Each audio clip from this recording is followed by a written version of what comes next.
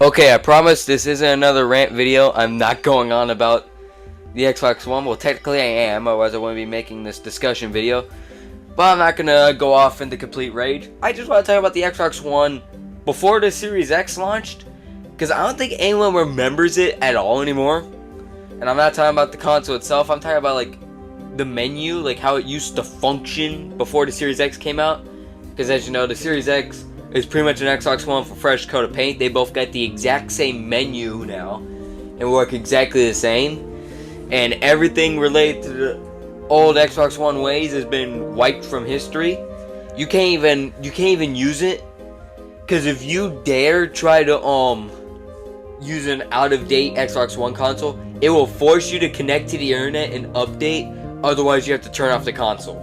You straight up can't even access the old menus anymore. They aren't lost media, because it's on the internet. You can look at what it used to be like, but it is completely gone now. And I thought it'd be interesting to reflect and look back on how it used to function, because when it launched, it was bad. It had all of the wrong pros and cons, mostly just cons. The 360 had the Metro UI just got made. It was made to make it blend in with the new Windows 8 style. But as time progresses, I'm actually starting to think that it was actually more so preparation. Like it was, the 360's new menu was like so they could create the layout for the Xbox One. Because with new console architecture gets made, they go off of the old builds. That's the same with video games. They'll go off the same UI, same build, same engine at first, usually, unless they're going completely from scratch. So I think the reason why they actually made the Metro dashboard was actually to create the stepping stones to make the Xbox One dashboard. It was like the prototype so they can get the architecture in. And then when they shifted over, they got the menu they needed, and they kicked the Xbox 360 to the curb. And it was stuck with the Metro to this day, and it looks absolutely ugly. They should have went back to Kinect. They should have went back to Kinect and XC. But now, oh hey, I found it. I was looking for a plug for a microphone, which by the way I'm actually using right now for this discussion video. Hopefully it's working. Do you think it's working? I think it's working. But anyways, the Xbox One at first, very similar to the Metro dashboard, riddled with ads. It was horizontally based, so you had all the flat tabs. You could create pins on the left side rather than being the Bing tab. Bing actually powered the Xbox One. It was how you searched for stuff, which probably explains why it didn't work, except for in DTS Gaming, I think his name is, in his style, DTS fashion, looking up Marky Mark and the Funky Bunch. I should not understand that reference, but I understand it. But it was horizontally based. Then you had a row specifically for ads. It was actually just a row of ads. It wasn't like in the tabs with the menu buttons. It was just a row of ads, and that was it. And you had to get through that to get to the store. And it was laggy. There was input delay. It wanted you to use a Kinect to do everything, which gave it even more input delay. And in the front of the menu, it's just a big rectangle with what was most recently played or was currently going on. Because originally, the Xbox One didn't have a guide button. You push the guide button that would have originally been the guide button on 360, and it would just take you to the home screen. The screen would zoom out, which honestly looks kind of cool if you're asking me. I watched a bunch of old videos of the old UI. I honestly think that looks really cool, but that it ended up being worse in practice. It just zooms out, and it would still be playing, and sometimes it would just blow back up and start playing again. That was actually a big complaint. I'm not sure how many people complain about. But that was a big thing I noticed, is that it would just randomly zoom back in and start playing different stuff. It would try to open up the video player a lot if you didn't go through the tutorial video that was like showing you the different games when you set the console up. Back in 2013, DTS Gaming got pissed off at that because I watched him go over it. But what was the biggest problem with it is you couldn't access anything. You couldn't access anything, including the settings. There wasn't a definitive spot for the settings. Everything, including the settings, including when you make the avatars, including the friends tab, all of it was in its individual apps, and all that was there was a tab that said My Games and Apps, and you had to scroll through all of it to find settings, to find friends, to find any of it. And it was not a good idea. You had a row at the bottom that was most recent apps. That would change constantly, so you didn't even have any of that. The pins pretty much you had to do it yourself pretty much. You had to do it yourself to set the menu up. And half the times it didn't work anyways, and it would be extremely laggy, especially on a cold start. And it was just not good. The launch menu had a bunch of flaws. It needed tweaking, and it actually took it to 2015 for it to get replaced with the new Xbox One experience. The NXBO is what I like to call it, is what it's technically called. There's an E in there, but no, it's NXBO, that's a good way to call it.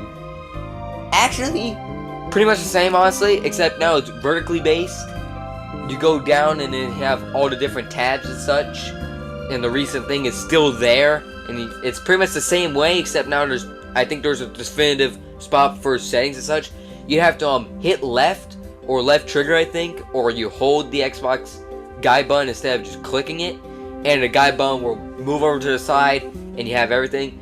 And what was kind of cool is you could see all the icons for what was on that menu, and then it would just go out, and then there you go, you have the guide. That was kind of cool looking, and it's kind of Blades inspired, but also not. And then you had that.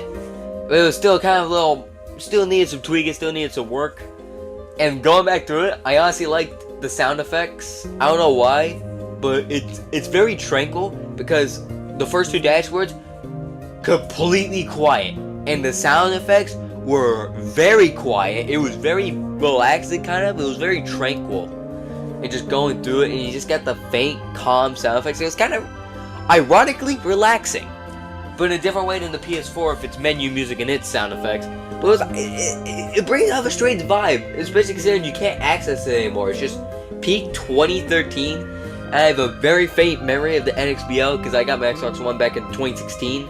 I got the fat white VCR version. It was just cool to look back on it. They added community tabs and mixer tabs that went down pretty quickly, and it was getting better. You could definitely see that they were trying to turn themselves around. They killed off Connect. It wasn't really required anymore. You could still use it, but then they killed it off after that. It didn't contribute whatsoever, and it seemed fine. It was definitely, they were definitely turning themselves around, and that was around when they added backwards compatibility, so you could play 360 games, and then later you could play original Xbox games. They were turning things around during that time. And then in 2017, they made a new menu, which is pretty much the menu we have now, except it's a bit more basic back then. I think it was called the Fluent menu. That was what was called, the Fluent dashboard. And it's pretty much one for one with the Series X, except it's more cube-like and there's a little less clutter. It was there. They changed the sound effects to how they are now, and it's no longer tranquil. It's just a menu, and it's pretty lame, honestly. It's still lame. It's just sad. But they were turning things around, and they could have moved on for the Xbox One, make a fourth console, but instead they pretty much did a repaint of the Xbox One, and even update the Xbox One to be identical to the Series X. So everything Xbox One related, gone. You have no way of experiencing it outside of YouTube. And just dragging the Xbox One down with the Series X was a dumb idea, because now both of them have no value to it. It diminishes both of them. And now everything related to Xbox One that you might remember back in the old days, that's pretty much gone now. You have no way of experiencing it. And ironically, as time progresses, I've gotten nostalgic for it, and I didn't even experience it. I completely skipped it. We had an Xbox One. We didn't use it because it was bad. It was just left in a box. Eventually, we got rid of it, and then we got the Xbox One around when the Fluent design was coming into play. So I missed out on that entire section because I just dealt with the 360 and its really loud progressive ads. And it's interesting to look back on, because it's something you can't experience. The PS4 still has all of its stuff. The Xbox One, practically gone. We just have the Series X, and then Series X with broken kneecaps. That's pretty much what we got. We don't have Xbox One anymore. Xbox One is gone, but they refuse to let go of it and move on. The Xbox Prime, or whatever their next console is that they should not be prioritizing right now, it's just going to be a repaint of the Series X, which is a repaint of the Xbox One. We're not going to get another console, are we? We're not going to get another genuine new experience for them, are we? We're stuck with what we got. And ironically, I'd rather go back. Like, have it be NXBO, simply because of just the charm of it. The charm of it just being an idiot. The charm of it not knowing how to be a console. But it's just kind of oddly interesting. Like, imagine just being in a pitch black room, you have the Xbox One, and you just hear those quiet sound effects. And like the little Xbox orb in the corner that would rotate something. It was just, and it was interesting. It had a fully black background. It's just pitch black background, very quiet, very dark, and it's just oddly relaxing about it all. It's just it's interesting. And it's something to look back on. And I want you guys to let me know if you have any fond memories of it, because I've ironically gotten nostalgic for it, and I honestly think it would be cooler if the Xbox One still had that, so it'd at least be a little different from the Series X. Just have that little difference between the two, so the Xbox One would have its own identity. And I honestly want to know if anyone else feels the same way. And let me know if this mic quality is a lot better than how I originally do stuff.